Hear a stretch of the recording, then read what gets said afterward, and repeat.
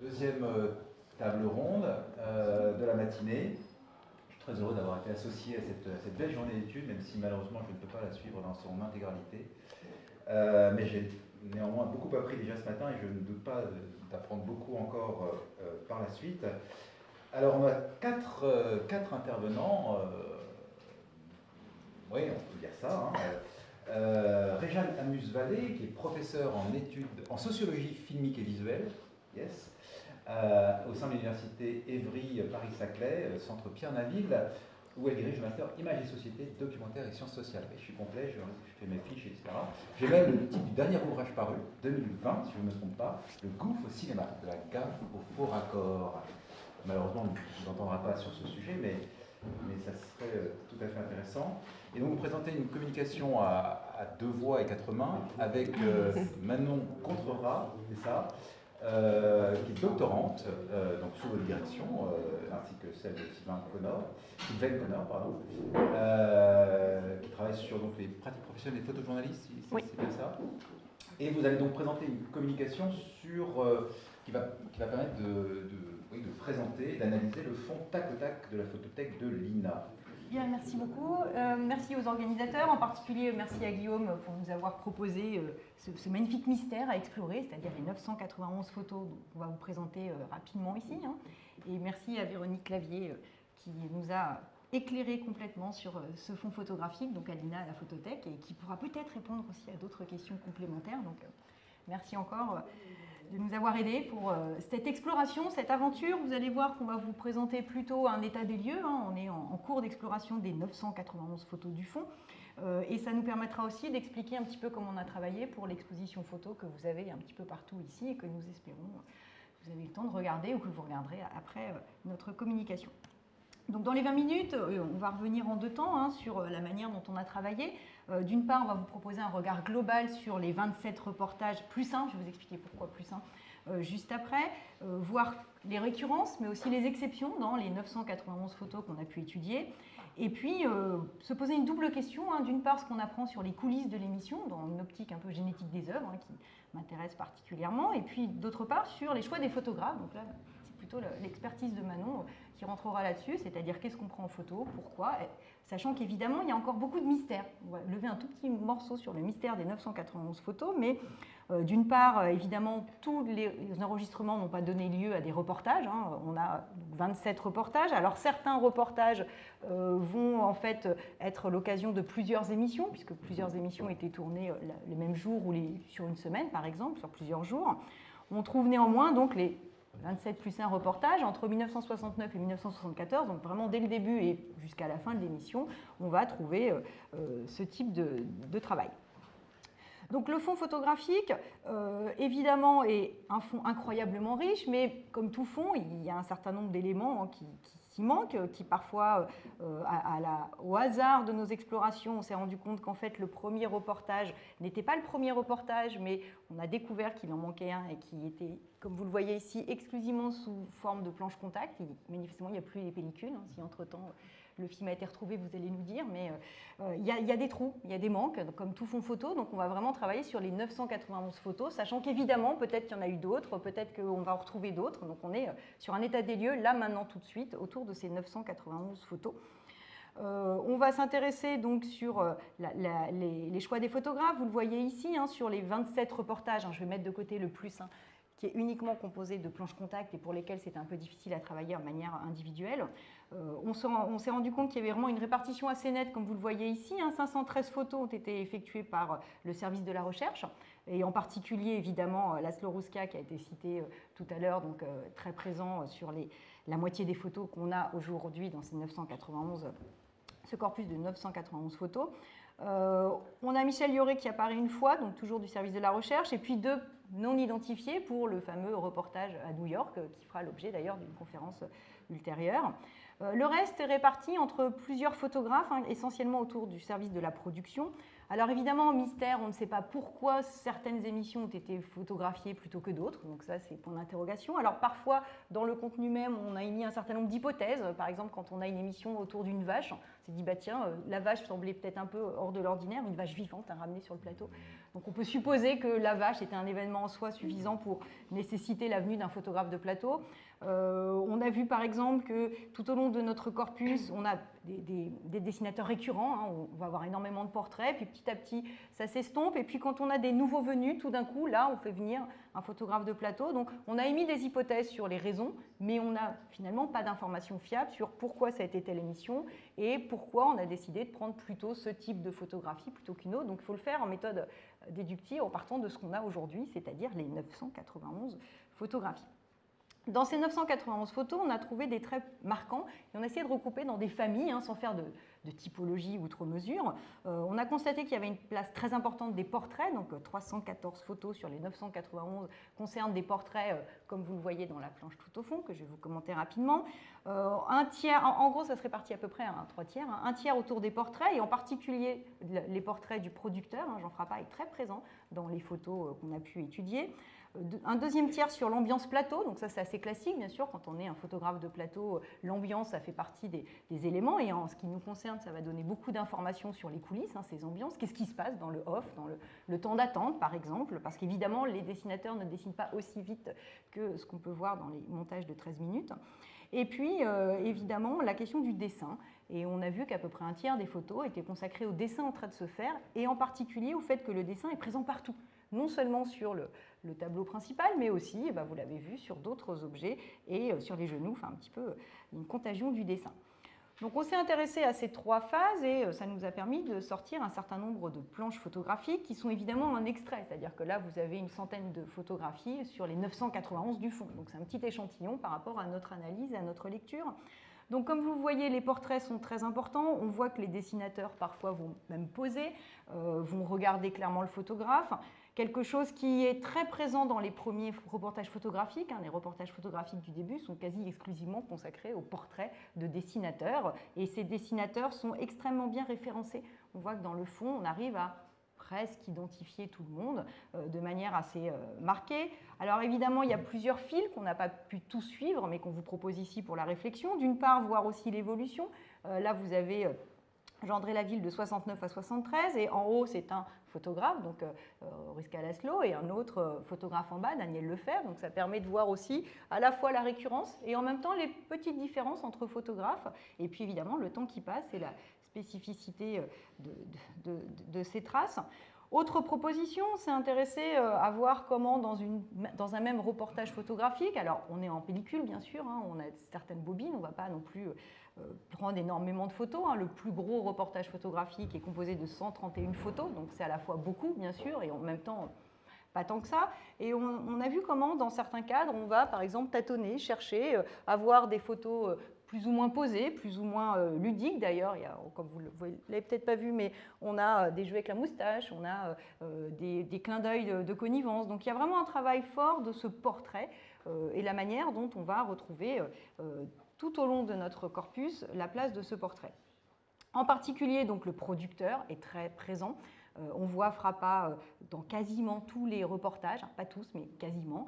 Et c'est intéressant parce qu'effectivement, dans les émissions, il est à la fois présent et absent, donc une sorte de fantôme, et comme on l'a vu tout à l'heure dans les premières interventions. Et c'est ce qu'on voit aussi dans les photos, c'est-à-dire qu'on le voit dans l'ambiance, on voit les gestes, on a été frappé par les mains dans un sens, dans l'autre, la connivence aussi avec les différents dessinateurs. Et on voit à quel point il est présent dans vraiment les moments forts et les temps morts aussi de l'émission, à organiser, à discuter, à cadrer, à mettre en avant la manière dont il a envie de travailler son émission. Et ça, c'est très présent dans le corpus. J'avance un peu vite. Deuxième point, deuxième tiers des photos, entre guillemets, les ambiances plateau. Donc là, c'est ce qui nous a semblé vraiment intéressant, c'est évidemment dans les ambiances plateau, la grande place des dessinateurs, ils sont omniprésents. À côté de ça, on va voir que les techniciens de temps en temps apparaissent, mais presque par accident. Les ambiances plateau sont énormément autour de ces temps d'attente. Hein. Qu'est-ce qu'on fait quand on attend? Alors parfois on lit le livre tac au tac, comme vous le voyez en bas. Parfois on a un petit chien qui se promène. Parfois on s'ennuie et on ne regarde absolument pas ce qui se passe derrière. Hein. Donc il y a vraiment un travail sur le temps, le regard et la manière dont les dessinateurs boivent ensemble, mangent ensemble. Enfin, il y a toute une série d'indices sur le temps hors tournage ou du moins sur ce qu'on ne montre pas toujours dans le cadre final, comme Manon va le montrer dans la deuxième partie. Dans les ambiances plateaux, ce qui nous a semblé vraiment pertinent, c'est aussi de voir les mutations du décor. C'est-à-dire, on voit bien que d'une émission à l'autre, on ne tourne pas dans les mêmes plateaux, on ne tourne pas dans les mêmes décors, le dispositif va changer aussi. On a vraiment quelque chose qui nous permet de retracer cette transformation du décor et la manière dont le décor va complètement prendre de plus en plus d'importance, en particulier avec des décors où tout d'un coup le dessin arrive partout sur le côté. Donc on a quelque chose de très important sur cette ambiance-là. Et puis évidemment, à contrario, on s'est aussi intéressé aux exceptions dans nos 991 photos, et en particulier l'exception, c'est les techniciens, qu'on ne voit quasiment jamais, alors qu'on voit à la marge. On a trouvé intéressant de constater que souvent ils étaient pris en photo un peu malgré eux, c'est-à-dire on prend les dessinateurs, puis hop, il y a des techniciens derrière. Sur le côté, par exemple, il y a une caméra qui apparaît, il y a un son, un micro qui est là, mais c'est quelque chose qui est finalement assez peu présent, sauf de manière très exceptionnelle dans le reportage, enfin les 2 reportages consacrés à l'expérience new-yorkaise, où là, puisque c'est un exploit, puisque tout d'un coup on sort du cadre, alors on ne sait pas qui est le photographe, c'est le seul moment où c'est non identifié, mais dans ces photos consacrées, il y a une petite centaine de photos consacrées à l'expérience new-yorkaise, là on a énormément de photographies sur le dispositif technique, et d'ailleurs les dessinateurs sont presque absents de ces photos, c'est une exception par rapport à tout ce qu'on a pu voir dans les photos. Enfin, le dernier temps, c'est la question du dessin. On voit que le dessin est présent partout. Comme vous le voyez dans cette planche, en fait, on prépare, on travaille, on va répéter, on va avoir un premier brouillon, un deuxième brouillon, un troisième brouillon, donc un temps où on va dessiner avant d'aller dessiner. Donc, ça nuit un peu à l'idée du génie qui arrive et puis il fait son geste comme ça, parce qu'on voit bien qu'une partie de ces génies, évidemment, va préparer, va travailler, va, sur la table d'attente, avoir un certain nombre d'éléments qui permettent, y compris sur les genoux, enfin, il y a du dessin partout. On dessine, on dessine, on dessine en permanence. Et évidemment, ce qui est très important aussi dans notre fond, c'est le geste. On voit que le geste, le dessin en train de se faire, est quelque chose de très présent.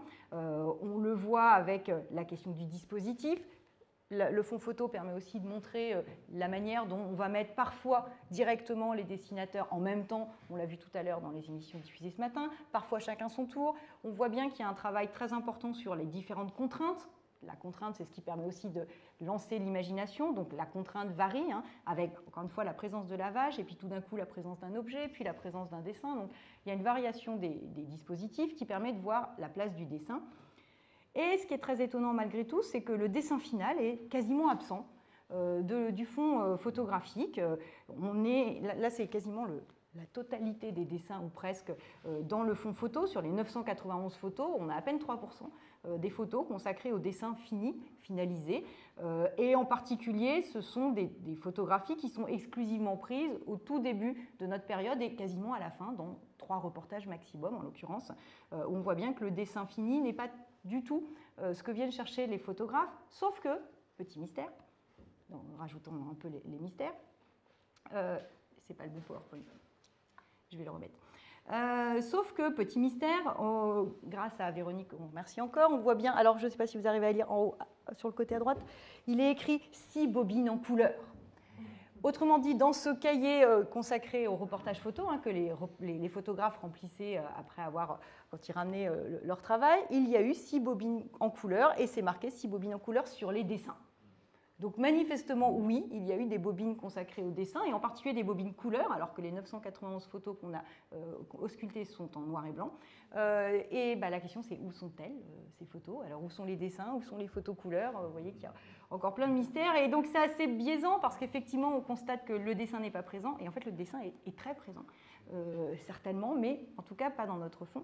Donc, l'observation générale de ce fond photographique nous a finalement amené à nous concentrer donc, sur 3 reportages plus particulièrement. Donc 3 reportages qui sont issus de périodes différentes. C'était un de nos critères de sélection. Donc, comme vous pouvez le voir, on a un premier reportage de juillet 1969, un second de février 1972 et un troisième de mars 1973. Et chacun de ces reportages a été réalisé par un photographe différent. Donc on a Laszlo Ruska, Jean-Claude Pierdet, Daniel Lefebvre. Donc l'idée de partir de manière plus approfondie sur des reportages pris individuellement était de comparer les photographies de plateau avec des émissions telles qu'elles ont été donc montées et diffusées à la télévision. Et on s'est demandé tout simplement quels étaient les usages de ces photographies par rapport aux émissions, donc en posant la question qu'est-ce que les photographies de plateau vont apporter de plus dans la connaissance notamment de cette émission tac au tac par rapport au montage finalisé. Donc la première grande observation va être de poser l'idée qu'il y a une grande complémentarité, du moins dans les premiers reportages, on le verra tout à l'heure, entre le point de vue du photographe et le point de vue du caméraman. Et le premier point d'intérêt est celui de l'orientation des regards. Donc dans l'émission et dans le fond photographique, le photographe et le caméraman ne vont pas orienter ni cadrer leur regard de la même façon et finalement ne vont pas valoriser les mêmes éléments sur le plateau de tournage. Donc ici, dans cette première diapositive, on a l'orientation des regards dans l'émission. Donc c'est tout simplement le tableau blanc sans suspense qui vient orienter tous les regards et donc par extension, ça va être les dessins qui s'y construisent au fur et à mesure tout au long de l'émission.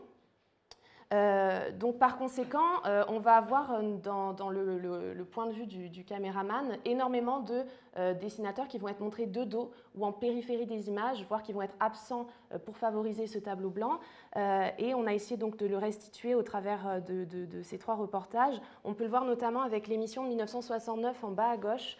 Donc on voit très bien ces reportages, ces dessinateurs autour de la table qui sont tournés vers le tableau blanc. Même lorsque la voix off de l'émission va les présenter un par un, leur visage ne va pas être montré. Donc ils s'effacent derrière ce tableau blanc qui est réellement central. Donc ce tableau, qu'il soit d'ailleurs blanc au début de l'émission ou achevé à la fin, va ouvrir et fermer cette émission.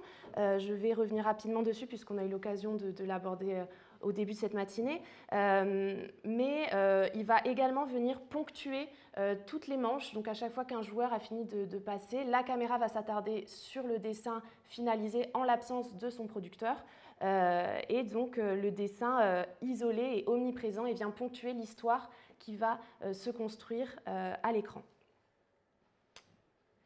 Donc, pour comparer ce point de vue du caméraman, on s'est questionné sur l'orientation des regards, au contraire, dans le fond photographique.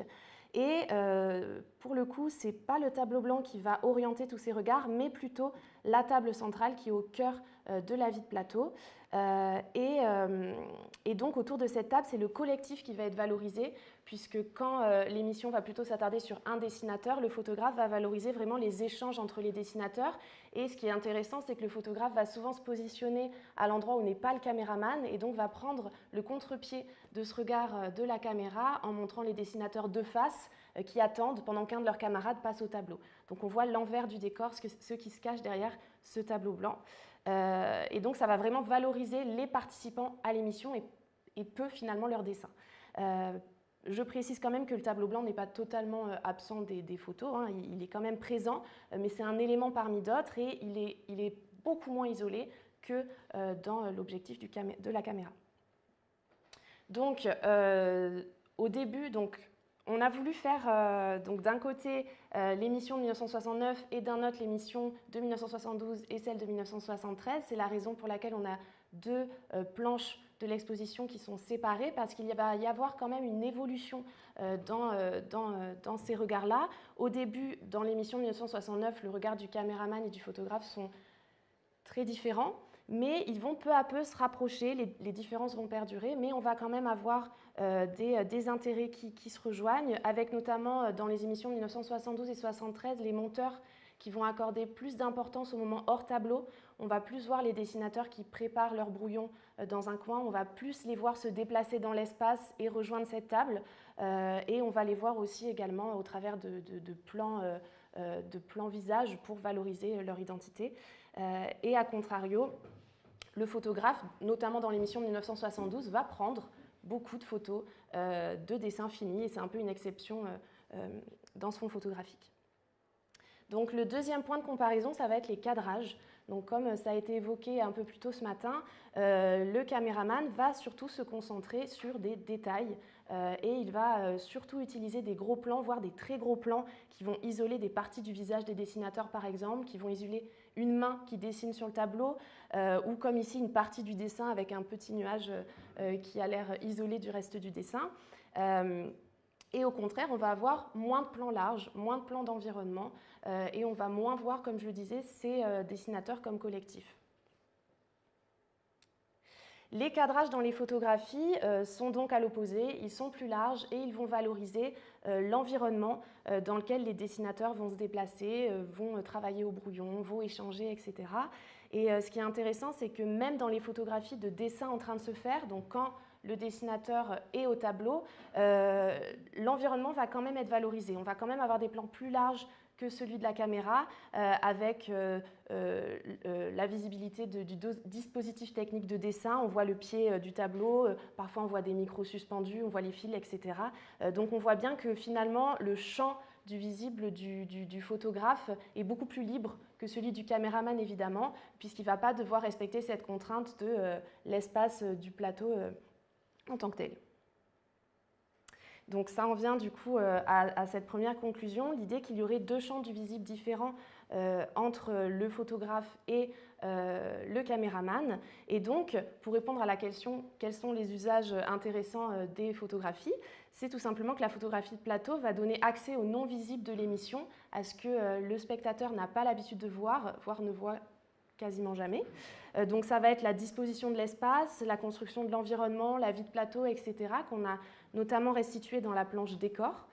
Ça va être également les échanges et les interactions entre les dessinateurs, qui sont bien sûr éteintes dans l'émission puisque la parole est exclue. Et ça, on a essayé de le montrer dans la planche ambiance de plateau. Ça va également être les dispositifs techniques, dans une certaine mesure bien sûr, parce qu'ils ne sont pas au cœur de cette représentation photographique. Parfois des techniciens et techniciennes au travail en arrière-plan. Et enfin, ça va être les dessinateurs comme réels personnages principaux de ces photographies, puisque dans les émissions, c'est plutôt leurs dessins qui vont être valorisés. Donc pour terminer, pour faire un petit focus sur les reportages qu'on a sélectionnés, donc ça c'est le premier reportage de 1969 qui permet de restituer un petit peu les propos que je viens d'avoir. Donc par exemple dans ce premier reportage, il y a 130 photos au total, mais il y en a 46 seulement qui vont correspondre à l'émission que l'on a sélectionnée pour la comparaison. Et parmi ces 46 photographies, on a 2 photographies de techniciens isolées.